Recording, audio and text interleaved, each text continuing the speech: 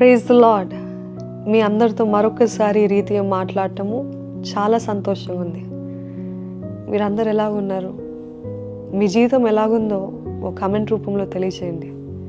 ఈరోజు మీతో ఒక చిన్న మాట పంచుకోవాలని ఆశపడుతున్నాను. మనం ఎన్నోసార్లు మన తలంపులతో పోరాడుతూ ఉంటాం. మన సొంత ఊహలపైన ఆధారపడి దాని తగ్గట్టు స్పందిస్తూ ఉంటాం.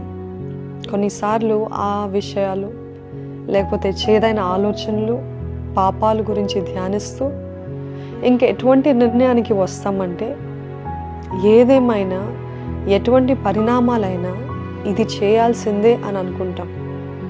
అది తొందరగా జరగాలి, ఇప్పుడే జరగాలంటాం. కానీ ఇక్కడే సమస్య ప్రారంభించబడుతుంది. మొండివారిగా మారుతాం.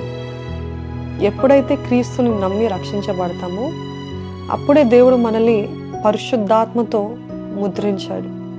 పరిశుద్ధాత్ముడు ఎప్పుడు కూడా మనల్ని క్రీస్తుకి దగ్గరగా నడిపిస్తాడు.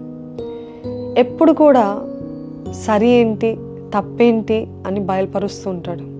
కానీ ఎప్పుడైతే మనము పలానా చేసేద్దాము అని నిర్ణయించుకుంటామో పరిశుద్ధాత్ముడు ఎంత అది మనల్ని చేయొద్దు అని ప్రేరేపించినా, మీ చుట్టూన్న మనుషుల్ని వాడుకొని ప్రేరేపించి చేయొద్దు అని చెప్పినా, కొన్ని వందల వాక్యాలు దేవుడు మీతో స్పష్టంగా మాట్లాడినా మీ మనసు మార్చుకోరు. ఎందుకంటే పరిశుద్ధాత్మ ప్రేరేపణకి మొద్దుబారిపోతాం. మొండితనము అనే ఆత్మకి లోబడిపోతూ ఉంటాం. మొండితనము చాలా ప్రమాదకరమైనది. అది గర్వం నుండి మొలిచింది. ఎలాగ తెలుస్తుందంటే నేనేం చేస్తున్నానో నాకు తెలుసు, నీకంటే ఎక్కువ నాకు తెలుసు. ఎవరెన్నన్నా నాకు ఇది కావాలంటే ఇది కావాలంతే.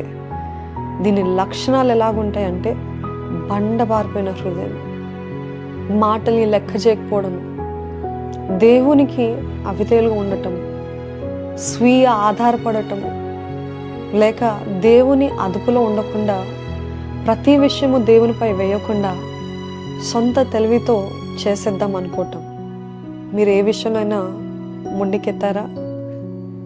ఏ విషయంలో పరిణామాలు కాన్సిక్వెన్సెస్ లెక్క చేయకుండా కంగారుగా చేసేయాలని వేగిరపడుతున్నారు? ఆయన వాక్యం తెలియజేస్తుంది, నీ కాఠిన్యమును మార్పు పొందని నీ హృదయమును అనుసరించి ఉగ్రత దినమందు అనగా దేవుని న్యాయమైన తీర్పు బయలుపరచబడ దినమున నీకు నీవే ఉగ్రతను సమకూర్చుకొనుచున్నావు. దేవుని కోపానికి గురవ్వటము చాలా భయంకరము, ప్రమాదకరము.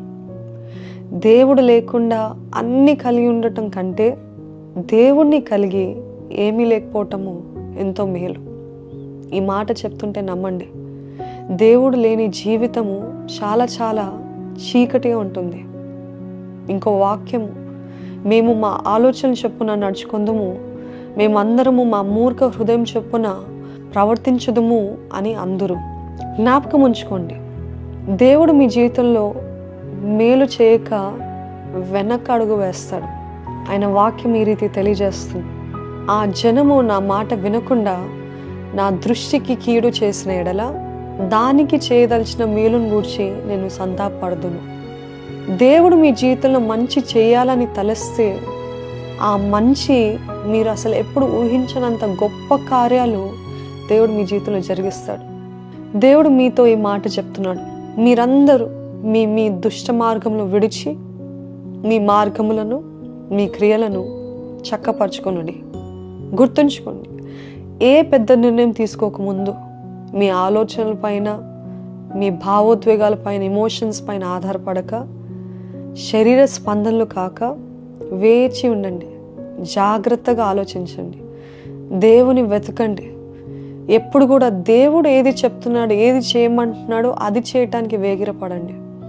ఎందుకంటే ఆయన వాక్యం తెలియజేస్తుంది, ఏదనగా నా మాటలు మీరు అంగీకరించిన ఎడల నేను మీకు దేవుడనై ఉందును, మీరు నాకు జనులై ఉందురు. మీకు క్షేమము కలుగునట్లు నేను మీకు ఆజ్ఞాపించుచున్న మార్గం అంతటి అందు మీరు నడుచుకొనుడి.